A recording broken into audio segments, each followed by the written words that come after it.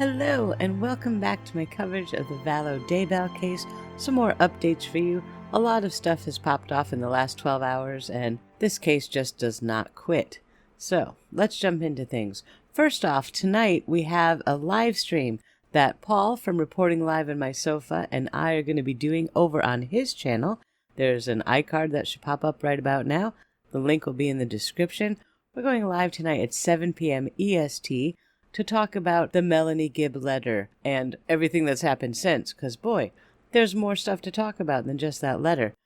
So please join us there. It's going to be a great conversation. Paul and I love to just get together and talk some of this stuff through, so I hope to see you there. Now, let's get into the news that's happening with this case. The first thing to talk about, the L.I.F.E Academy in Gilbert is a school that JJ Vallow attended. They did a memorial for him today. You see some photos on the screen.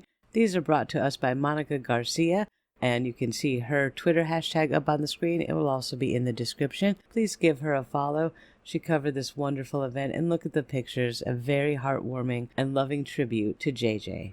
Yesterday, I brought you the court documents from the custody hearing between Melani Pawlowski and Brandon Boudreau. These are the papers that she filed.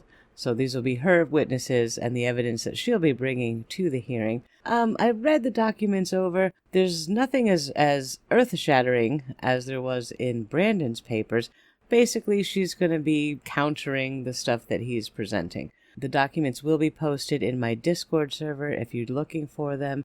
You could also follow Justin Lum. His link will be in the description below. He's bringing us all the court documents as they get filed. So give him a follow too.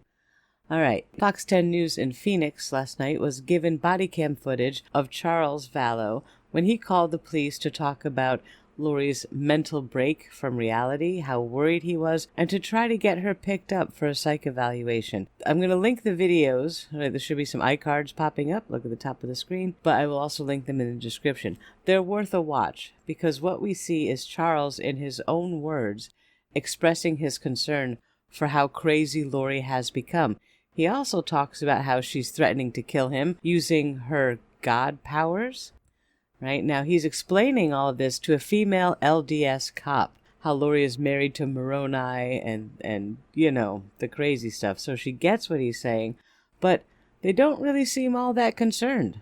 I felt that the police were being pretty dismissive of him and his concerns, and they didn't really want to get too involved in this. That's a shame.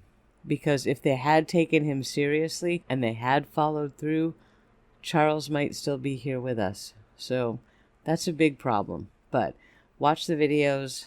It's heartbreaking to see Charles in this video pleading for help and not getting it. Moving on. This is just an interesting thing to note. You know how I said if I hear rumors, I like to dig into them and see what's really going on before I bring it to you? Well, I heard this rumor, and I wasn't sure, so did a couple quick Google checks, and sure enough, it's a thing. Attorney Mark Means, who is Lori Vallow's attorney, and attorney John Pryor, who is Chad Daybell's attorney, apparently have an office at the same address.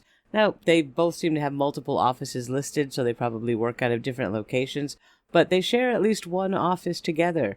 Now, remember that Chad Daybell, part of the restrictions that were put on him at the hearing, or that he was not allowed to have any contact with anyone involved in the case, including Lori, and that includes through a third party.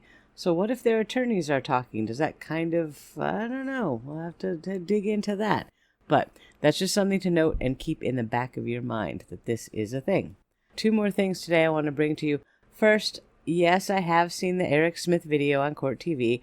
Yes, I will be talking about that, but when you talk about Eric Smith, you open up the whole can of worms to Eric Smith, Julie Rowe, Jason Mao, preparing a people. I mean, that's a whole big topic in and of itself. So we'll get into that at another time.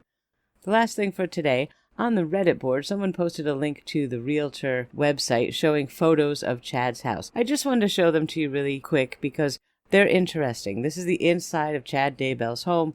This is the home where Tammy Daybell passed away. Now, these images seem to be from before Chad bought the house, so these are not Chad's belongings, okay? These are just random whoever used to live there kind of stuff. But you can get a good idea of the layout of the house and what it might look like on the inside. And it's dated, or at least it was at this point. Hopefully they've done some remodeling.